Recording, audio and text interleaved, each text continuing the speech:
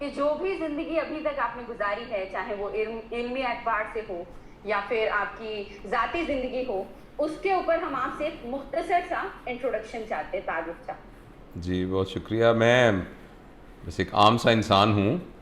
1961 में मैं पैदा हुआ था और मैं अपने माँ बाप की शादी के 7 साल बाद पैदा हुआ था।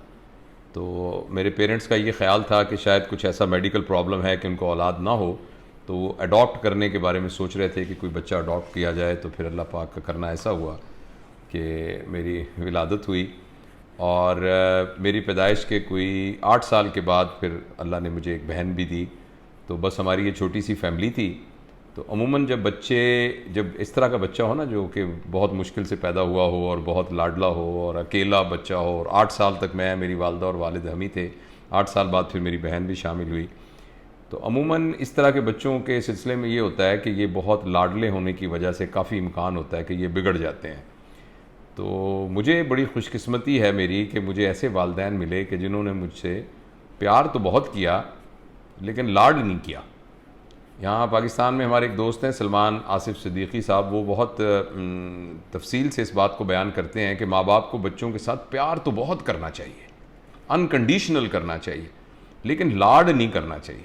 तो जब उनसे पूछा कि लाड और प्यार में क्या फ़र्क है, तो उन्होंने कहा कि लाड वो है कि जिसमें आप बच्चे की हर वो बात मान लें इसलिए कि वो आपका प्यारा बच्चा, आपके जिगर का गोशा है, बग़ैर किसी लॉजिक के, बग़ैर इस बात की तस्दीक किए हुए कि उसके पास उसकी सही रीज़न है या नहीं। तो मेरे वालिदैन जो थे, वालिद साहब तो मेरे पढ़े लिखे थे, वालदा जो हैं वो वाजबी सी तालीम थी उनकी, कुछ मजहबी तालीम थी और उर्दू लिख लेती थी, पढ़ लेती थी।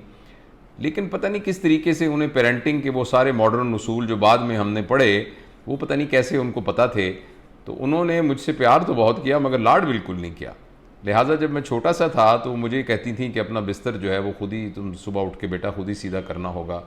और हालांकि हमारे घर में एक मुलाजिम भी था, मगर वो फिर कहती थी कि बेटा जूते को हाथ नहीं लगाने देना किसी को, तो आपने जूता अपना खुद। अब अभी भी मैं अब इतना बड़ा हो गया हूँ और 60 साल मेरी उम्र हो गई है, मुझे एक तरह की ऑब्सेशन होने लग जाती है अगर मेरे जूते को कोई हाथ लगा दे या कोई साफ़ करने की कोशिश करे, तो मुझे ऐसे लगता है कि जैसे मैं बहुत बड़ा गुनाह कर रहा हूँ, चूँकि ये वालदा ने इस तरह से। तो इस तरह वो कपड़े इस्त्री करना, सालन पकाना और झाड़ू देना, और वो जब मैं नहाने के लिए जाता कहते शाबाश ये अपनी बुनियान वगैरह खुद ही धो के ले आना।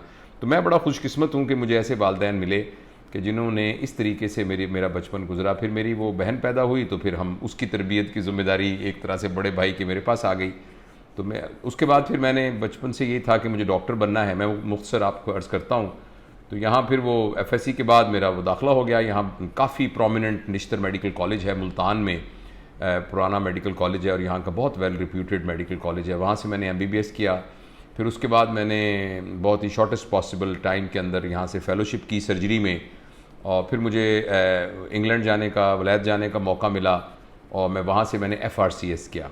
तो यहाँ की फ़ेलोशिप की एफसीपीएस, फिर वहाँ से एफआरसीएस किया। वापस आया तो मुझे एक स्कॉलरशिप के ऊपर ऑस्ट्रेलिया फिर जाने का मौका मिला और मैंने वहाँ जो हेपेटोबिलियरी सर्जरी है, यानी जिगर की और लबलबे की सर्जरी, तो उसकी फ़ेलोशिप के लिए मैं ऑस्ट्रेलिया चला गया। फिर जब वापस आया तो बस फिर मैं असिस्टेंट प्रोफेसर बन गया, फिर एसोसिएट प्रोफेसर बन गया, फिर प्रोफेसर बन गया। और फिर बीच में मैंने सोचा कि ये जो मेडिकल एजुकेशन जो हम करते हैं इसकी भी मुझे कुछ करना चाहिए। तो मैंने मास्टर्स किया मेडिकल एजुकेशन के अंदर 2011 में, जबकि मैं फुल प्रोफेसर था, उसका मेरी कोई तरक्की से कोई ताल्लुक़ नहीं था। और इस तरह करते करते फिर ये बहावलपुर में कायद आज़म मेडिकल कॉलेज है, तो यहाँ के प्रिंसिपल के तौर पर मैं रिटायर हुआ और ये पिछले साल ही मैं रिटायर हुआ हूँ। तो ये तो है मेरा सारा जो प्रोफेशनल करियर है। मैं सर्जन हूँ, लेप्रोस्कोपिक सर्जन हूँ, और इसके अलावा मैं शुरू से ही मेरा शौक़ जो था लिटरेचर के साथ काफ़ी था। और मुझे स्कूल में ऐसे असातिज़ा मिले जो पाकिस्तान में बहुत ही नामी लोग थे। एक ज़ोहरुल हक ज़हूर साहब थे हमारे टीचर, जो मुस्तनद फ़ारसी के शायर थे। तो उस ज़माने में वो खाना फ़रंगे ईरान वाले उनको बुलाते थे।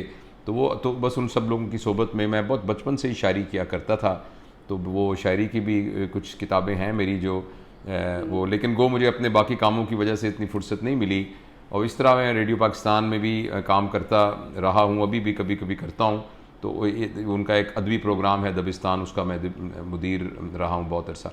तो ये कुछ थोड़ा सा मेरा एक ज़िंदगी का है। फिर बीच में रिटायर होने के बाद अचानक ये सोशल मीडिया वाला जो है एक हमारे पास खिलौना आ गया, जी। और ये भी इत्तफाकन ऐसा हुआ। एक हमारा लेक्चर था जो मैंने स्टूडेंट्स को दिया, मैं अभी भी देख रहा था, एज वी स्पीक, उसको 2 साल हो गए हैं, अभी भी 20,000 लोग उसको देख रहे थे इसी वक्त, लास्ट 60 मिनट के अंदर। और मैं हैरान हूँ, पता नहीं उस लेक्चर में ऐसी क्या बात है।